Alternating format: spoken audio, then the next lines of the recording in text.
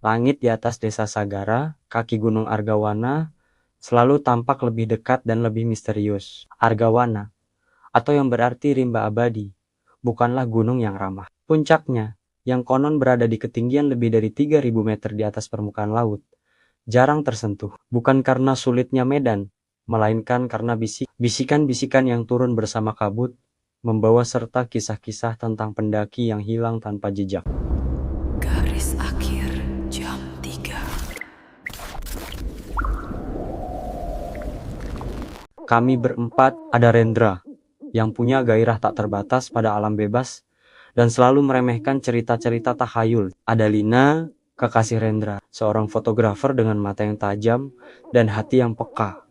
Ia paling sering menangkap keanehan dalam bidikannya. Ada Daru, si perencana logistik, yang selalu membawa lebih dari yang dibutuhkan. Dan saya Arya, si penulis yang mencari inspirasi untuk novel horor berikutnya di tempat yang paling menakutkan. Kita akan jadi yang pertama mendokumentasikan puncak sunyi dalam 5 tahun terakhir, kata Rendra, menyeka lensa kameranya. Matanya berbinar penuh tantangan. Malam itu, di pos pendaftaran sederhana yang dijaga oleh seorang kakek tua bernama Ki Lurah, kami menyelesaikan administrasi Ki Lurah dengan sorot mata yang teduh namun mengandung kesedihan yang dalam, menyerahkan sebuah peta tua yang tampak usang. Anak-anak muda, ucapnya dengan suara serak, Argawana punya banyak jalur, tapi kalian hanya boleh ikut jalur naga putih. Jalur itu sulit, tapi aman. Jangan sekali-kali mencoba jalur ranting hitam. Itu adalah jalur yang dibuka oleh rimba itu sendiri, untuk para tamu yang tidak diundang. Lina memegang erat lengan Rendra. Memangnya kenapa Ki? Ranting hitam dia menuju ke tempat yang bukan milik kita. Mereka yang lewat sana jiwanya tertinggal. Tubuhnya mungkin kembali, tapi matanya kosong. Tak ada lagi denyutan harapan, jawab Ki Lurah. Ia menunjuk ke suatu titik di peta dengan jari yang gemetar. Jalur ranting hitam ditandai dengan simbol tengkorak kecil. Rendra tertawa kecil, mencoba menghilangkan ketegangan. Jangan khawatir Ki, kami ini pendaki berpengalaman. Kami akan kembali membawa foto puncak sunyi. Ki Lurah hanya menghela napas panjang. Hanya satu pesan lagi. Jika kalian mendengar bisikan, jangan pernah menyahut. Anggaplah itu angin. Anggaplah itu ilusi. Karena begitu kalian menjawab, kalian telah mengakui kehadiran mereka. Dan mereka akan tahu kalian ketakutan. Kami memulai pendakian keesokan harinya, ditemani mentari pagi yang membelah kabut tipis. 3 jam pertama berjalan mulus.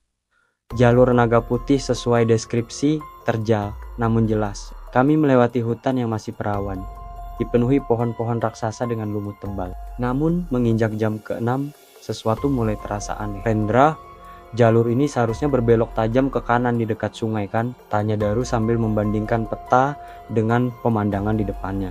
Betul, tapi sungainya tidak ada. Seharusnya kita sudah mendengarnya sejak tadi, jawab Rendra, mengernyitkan dahi. Kami berhenti. Di depan kami terbentang hutan yang terlihat sama saja, namun tidak ada tanda-tanda sungai.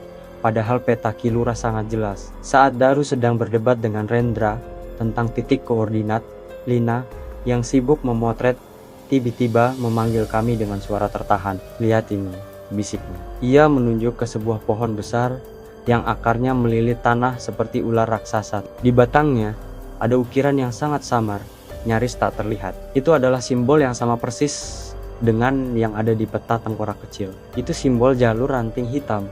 Daru terkesiap. Bagaimana mungkin? Kita tidak mungkin sejauh ini melenceng. Rendra memeriksa kompasnya. Kompas menunjukkan kita masih mengarah ke utara sesuai jalur naga putih.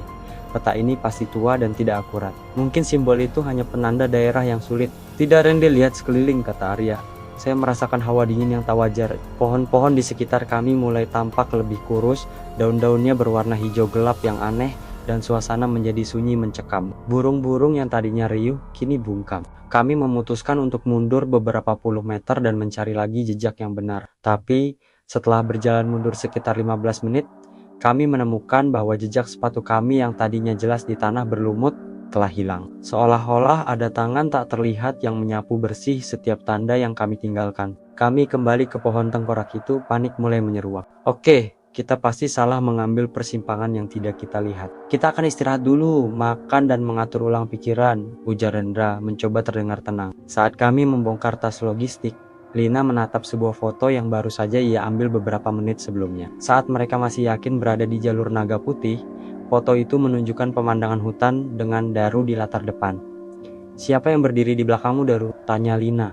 Suaranya nyaris seperti desahan. Kami semua menoleh ke layar kamera. Di antara bayangan pepohonan sangat samar, nyaris hanya berupa bentuk hitam yang lebih gelap daripada kegelapan malam. Ada sesosok bayangan berdiri tegak. Ia tidak bergerak, tidak memiliki wajah yang jelas.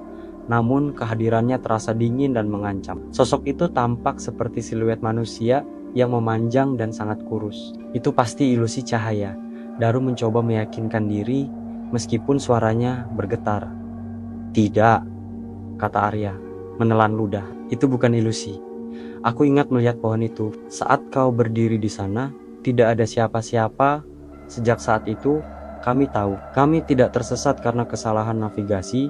Kami diarahkan. Kami sudah berada di jalur ranting hitam. Malam pertama di ranting hitam terasa tak berujung. Kami memasang tenda di sela-sela akar pohon yang besar, berharap akar-akar itu bisa menjadi pelindung. Sekitar pukul 2 dini hari, udara menjadi sangat dingin, dan kabut tebal menyelimuti area kemah kami. Kabutnya tidak biasa, berwarna putih pucat dengan sedikit semburat kehitaman. Ia terasa berat, seolah bisa ditebas. "Rendra, aku dengar sesuatu," bisik Lina.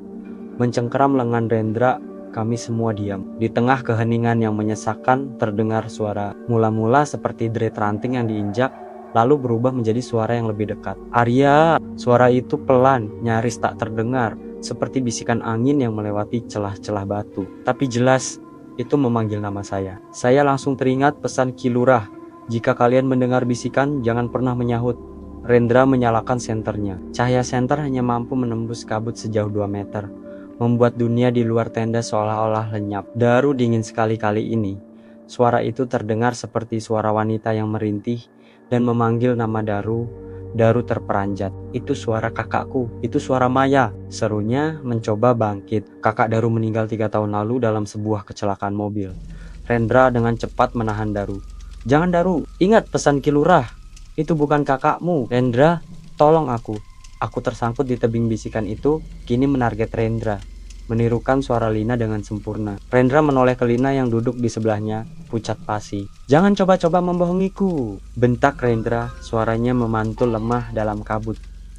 Ia telah menyahut, dan seketika udara di dalam tenda menjadi panas. Bukan panas yang nyaman, melainkan panas yang menyesakkan, seperti terbakar. Kabut di luar tenda tampak berputar-putar, dan kami mendengar tawa. Tawa yang kering, tajam, dan berasal dari berbagai arah. Tawa yang bukan milik manusia. Lina tiba-tiba berteriak dan menunjuk ke bagian atas tenda. Sesuatu seperti jari-jari yang panjang dan kurus mencakar atap terpal tenda kami. Bunyinya seperti kuku yang menggerus kain. "Mereka sudah tahu kita ketakutan," bisik Arya. Pagi datang, membawa serta kelegaan singkat. Kabut menghilang, digantikan oleh sinar matahari yang samar-samar. Kami mengemasi tenda dalam keheningan yang tegang. Daru menjadi sangat pendiam. Matanya merah, dan ia terus memegang kompasnya. "Kita harus turun. Puncak itu tidak penting lagi," kata Daru, suaranya datar. "Aku setuju," sahut Lina. Rendra, meskipun tampak terguncang, masih punya sisa keras kepala. "Kita sudah sejauh ini. Kita istirahat sebentar, lalu kita putar balik, bukan turun. Puncak sunyi tidak mungkin jauh."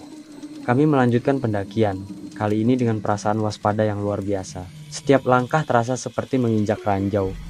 Sekitar tengah hari, kami menemukan sesuatu yang aneh. Di tengah jalur setapak yang sempit, terdapat sebuah boneka kayu kecil, ukiran kasar berbentuk seorang wanita dengan mata yang kosong. "Ini bukan milik pendaki," kata Daru, mengambilnya. Saat Daru memegang boneka itu, ia tiba-tiba berhenti berjalan.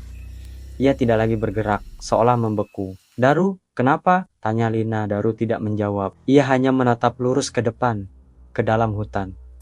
Senyum perlahan mengembang di bibirnya. Senyum yang lebar, tidak wajar, dan sama sekali bukan milik Daru. "Aku sudah menemukan jalannya, teman-teman," katanya dengan nada suara yang asing, lebih dalam dan lebih serak.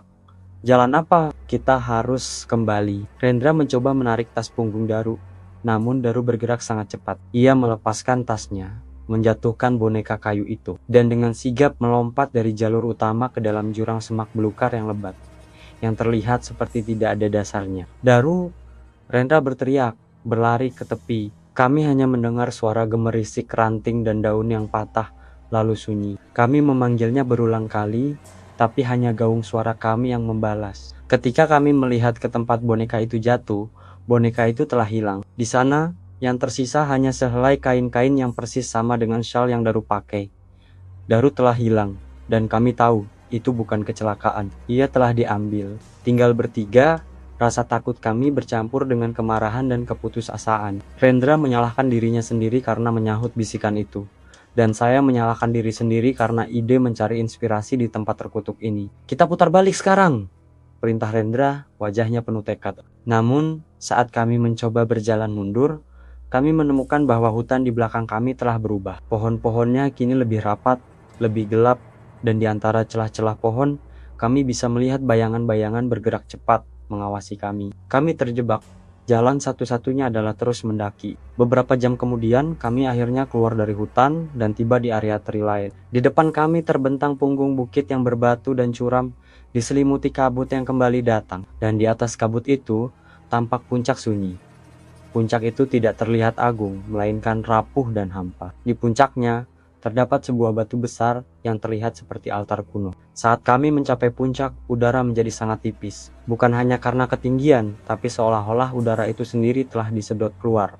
Kami nyaris tidak bisa bernapas. Puncak itu benar Rendra berjalan ke batu besar itu, altarnya. Di atas batu itu, ia menemukan sesuatu, sebuah jurnal. Jurnal pendaki yang hilang 5 tahun lalu. Rendra membukanya. Tulisannya bergetar, seolah ditulis saat penulisnya sedang ketakutan hebat. Hari keempat, kami mencapai puncak sunyi, tapi aku mendengar mereka. Mereka memanggil namaku. Mereka menjanjikan kedamaian. Hari kelima, mereka tidak ingin aku pergi. Mereka bilang rimba ini adalah tubuh mereka, dan aku adalah salah satu sel darah yang salah jalur. Aku melihat nama Daru dicoret ini. Coret dan diganti dengan nama lain, dia tersenyum. Senyum itu bukan miliknya. Terakhir, aku menyerah. Aku tidak bisa menahan bisikan itu lagi. Mereka berbisik padaku, berhenti melawan. Bergabunglah dengan kami. Jadilah rimba. Aku akan meninggalkan tubuhku di sini. Biarkan jiwaku menjadi salah satu angin mereka. Benar sunyi. Tidak ada angin, tidak ada suara alam. Hanya keheningan yang mutlak. Lina mengambil foto dan hasilnya membuat kami merinding. Di setiap bidikan, selalu ada 3 bayangan kabur, satu di sebelah Rendra, satu di sebelah Lina, dan satu lagi di sebelah saya. Mereka tidak punya wajah, hanya siluet hantu. Kita tidak sendirian, bisik Lina. Rendra menutup jurnal itu dengan tangan gemetar. Mereka ingin kita bergabung dengan rimba ini. Tiba-tiba, suara retakan keras memecah keheningan puncak sunyi. Kami menoleh. Batu besar di puncak itu mulai retak. Dari celah-celah retakan muncul asap hitam yang berbau seperti tanah basah dan darah.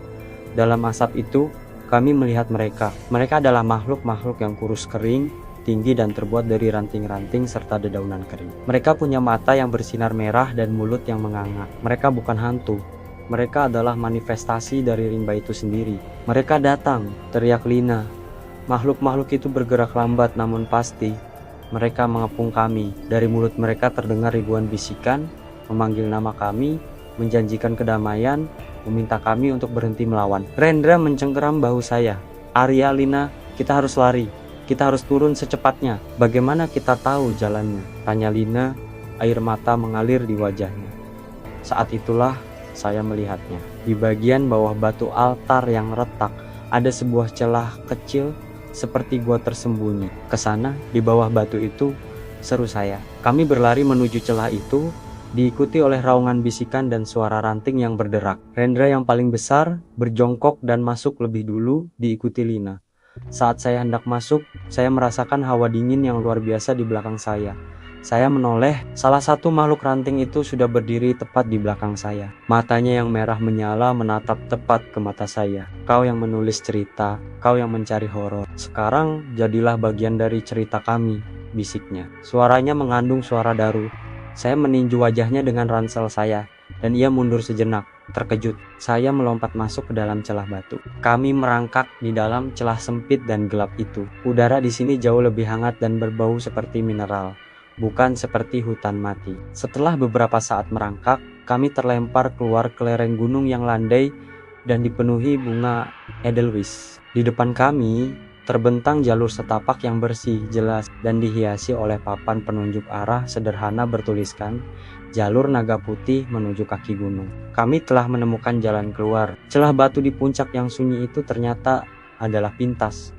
Jalur terakhir yang harus dilalui oleh para pendaki yang berhasil menahan bisikan. Kami berlari, tidak berhenti sampai kami mendengar suara gemericik air sungai yang kami cari sejak awal. Di sungai itu, kami beristirahat, mencuci muka yang penuh lumpur dan air mata. 2 hari kemudian, kami tiba di desa Sagara. Wajah kami kuyup, pakaian kami compang-camping, dan kami hanya bertiga. Ki Lurah sedang menunggu di pos pendaftaran. Dia tidak terlihat terkejut. 3 yang kembali, katanya pelan. Yang 1 jiwanya telah memilih untuk menjadi rimba.